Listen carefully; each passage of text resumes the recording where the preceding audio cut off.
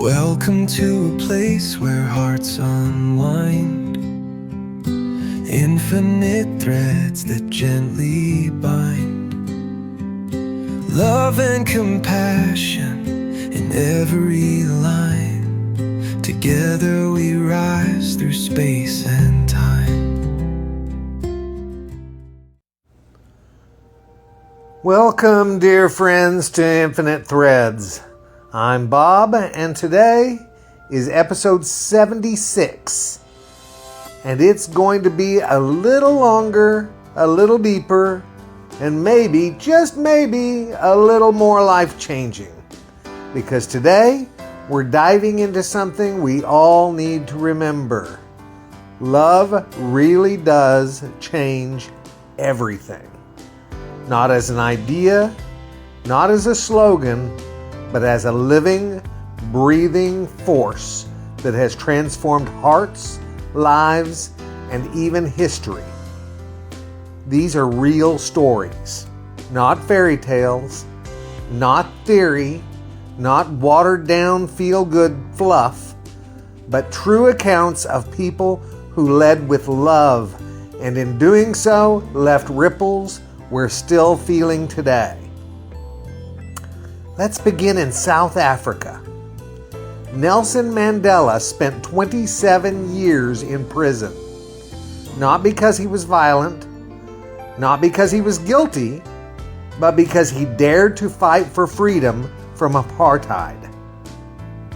Now imagine this. You're imprisoned, humiliated, and isolated for nearly 3 decades.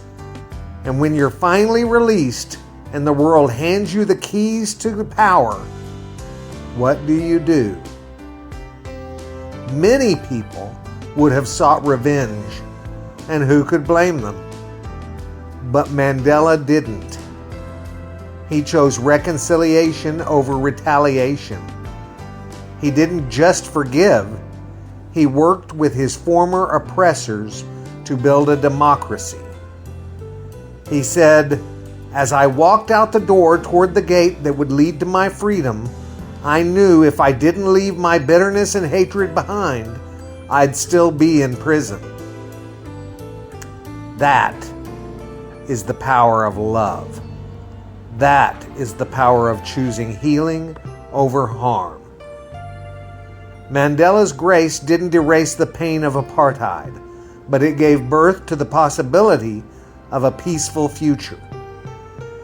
And it showed the world what real strength looks like. And in 2015, a white supremacist walked into a church in Charleston, South Carolina, and murdered 9 people during Bible study. One of those victims was Chris Singleton's mother. Chris was 18. And just days later, standing in front of cameras, still raw with grief, he forgave the man who murdered his mother. He didn't have to. No one expected him to. But he said, "Love is stronger than hate." Since then, Chris has traveled the country sharing his message of forgiveness and unity.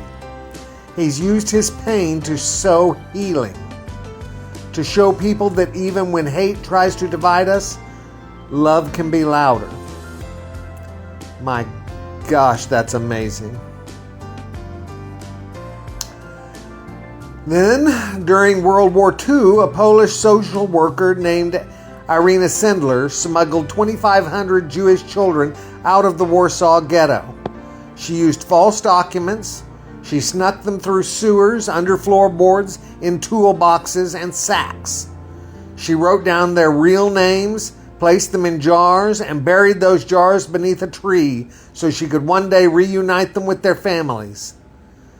She was eventually captured, tortured, and sentenced to death. But she never betrayed a single child. And she survived. When asked why she risked her life for strangers, she simply said, "I was taught that if you see a person drowning, you must jump in and try to save them, whether you can swim or not."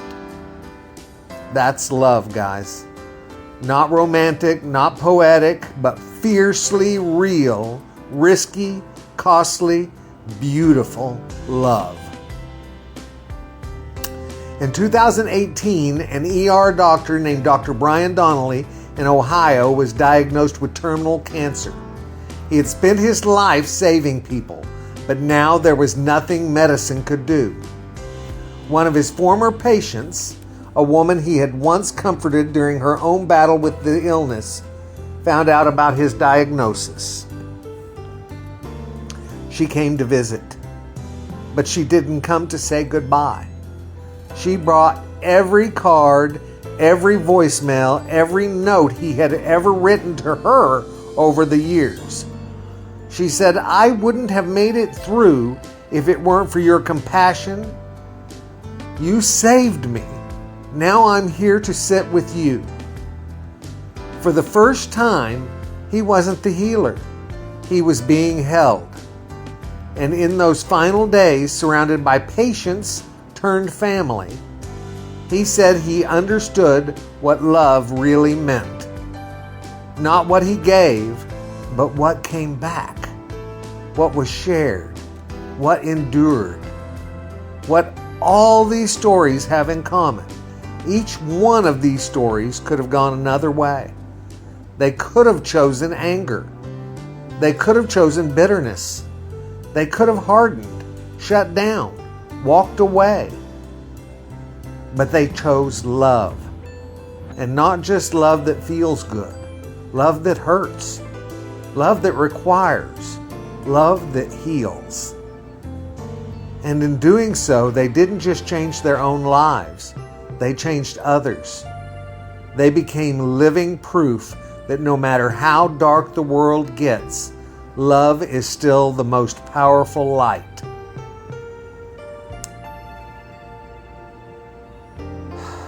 You may not be smuggling children through war zones.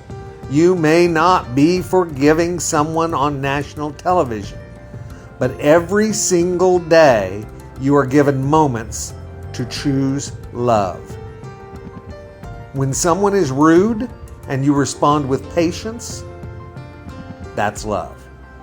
When someone is hurting and you don't turn away, that's love. When you forgive, when you lift, when you show up. Love doesn't always change the world with fireworks. Sometimes it does it quietly, through human hands, human hearts, in ordinary moments. And maybe the ripple you start today becomes someone else's story tomorrow. Thank you guys very much for listening to this extended episode of Infinite Threads. Thank you for being a thread in this great tapestry of connection and compassion, and thank you for choosing love. Until next time, be bold with your heart, be generous with your grace, and always stay connected. I love you guys very, very much. And you know what I need you to do? Go pass that on. Later, Gators.